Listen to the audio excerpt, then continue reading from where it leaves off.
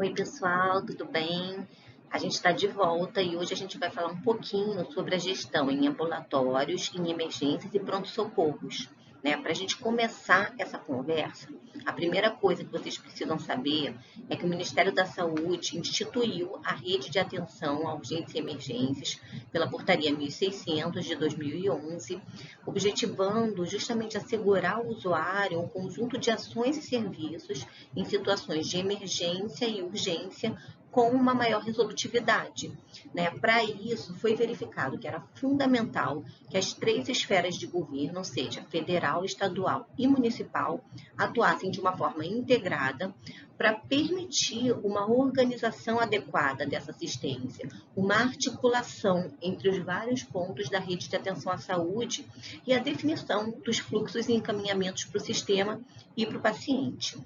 E aí foram identificados quais serviços precisariam ser incluídos na RUE, nessa rede, que no caso são esses que estão aí na fotinho do slide, ou seja, promoção, prevenção e vigilância em saúde, atenção primária à saúde, serviço de atendimento médico de urgência, que a gente conhece muito bem como SAMU, sala de estabilização, Força Nacional do SUS, unidade de pronto atendimento, que são as nossas UPAs 24 horas, unidades hospitalares e atenção domiciliar.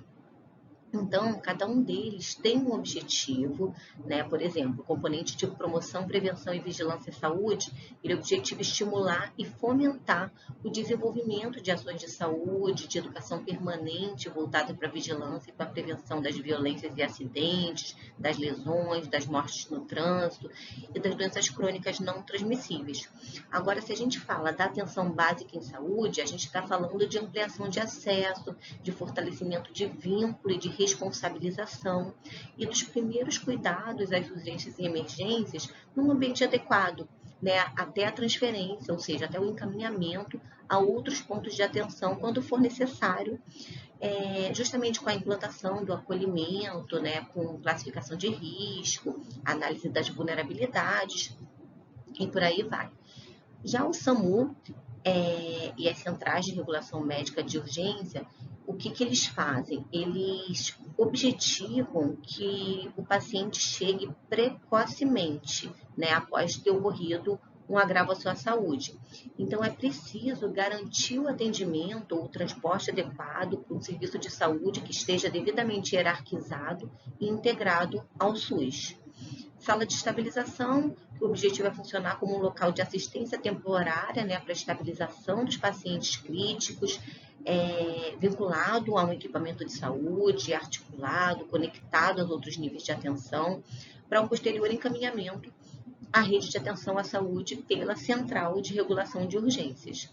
A Força Nacional de Saúde, que tem como objetivo garantir a integralidade da assistência em situações de risco ou situações emergenciais para as populações com vulnerabilidades específicas ou então nas regiões de difícil acesso, buscando justamente a questão da equidade em saúde, e as UPAs, que são estruturas de nível intermediário entre as unidades básicas de saúde e os hospitais, que têm como objetivo principal prestar um atendimento resolutivo, qualificado aos pacientes acometidos por quadros agudos, ou quadros agudizados de natureza clínica, prestando o primeiro atendimento aos casos de natureza cirúrgica, de trauma. Então, eles estabilizam os pacientes, realizam uma investigação diagnóstica inicial, definem a necessidade ou não de encaminhamento para os serviços de maior complexidade. Como vocês sabem, funcionam 24 horas, tem um funcionamento ininterrupto durante 7 dias da semana.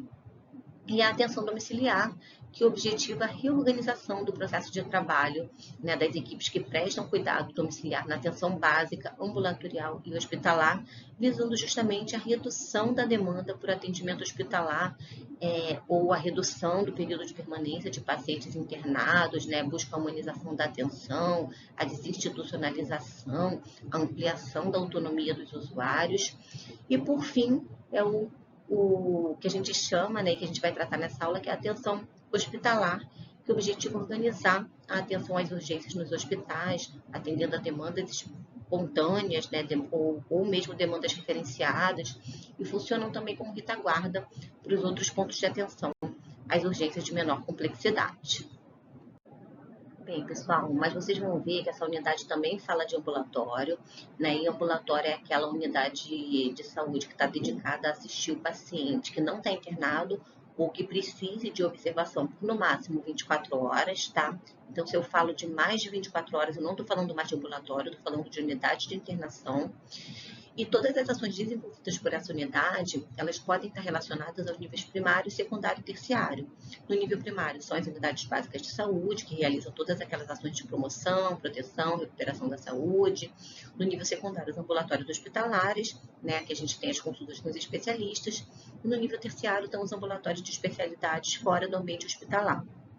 É importante que vocês saibam que existe uma RDC da Anvisa, que é super importante conhecer, que é a RDC 50, que ela dispõe sobre o regulamento técnico para planejamento, programação, elaboração e avaliação de projetos físicos dos estabelecimentos assistenciais de saúde e que define que o ambulatório hospitalar precisa ter um acesso próprio, um acesso único para os pacientes externos, né, que não tenha acesso às demais dependências da instituição.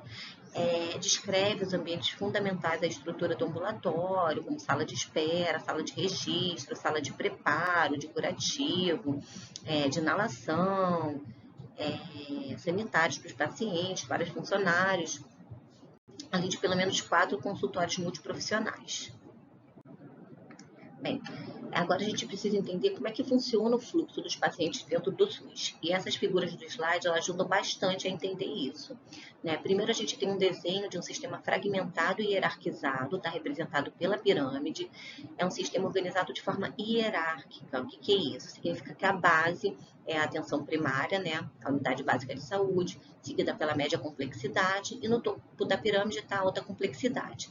Então, nesse caso, a atenção primária é a porta de entrada do SUS, né? Representada principalmente pelas UBSs.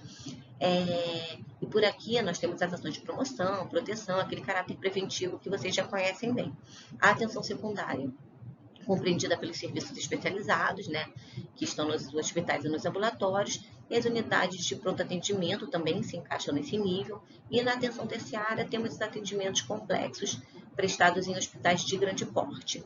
Então, vejam, nesse modelo fragmentado, eu tenho níveis de complexidade crescentes, ou seja, ordem e grau de importância entre esses níveis. E esse conceito de complexidade está completamente equivocado, porque entende que a atenção primária é menos complexa do que os níveis secundário e terciário, leva a uma desvalorização da atenção básica e uma supervalorização dos cuidados que exigem maior densidade tecnológica, que são os do nível secundário e terciário. Por outro lado, a figura das redes, né, do lado, substitui essa visão hierárquica por uma visão poliárquica, onde existe uma organização horizontal entre os pontos de atenção à saúde. Não existe uma hierarquia entre os níveis de atenção. Não existe uma ordem, nenhum grau de importância entre eles, mas existe sim uma interação. E só assim, sendo igualmente importantes, eles vão conseguir o seu papel na rede de acordo com a demanda do paciente, né? Se diferenciando apenas nas densidades tecnológicas.